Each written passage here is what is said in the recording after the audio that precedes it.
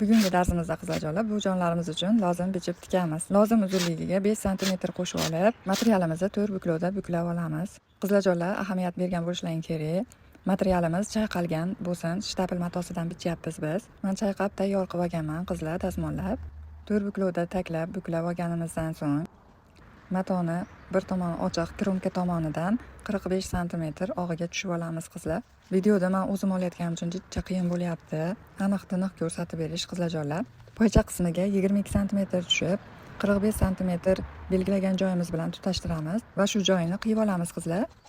Shu qiyib olgan joyimiz qizlarjonlar materialimizni oq qismiga to'g'ri keladi. Hech qanaqa qiyiqimsiz chiqadi bu.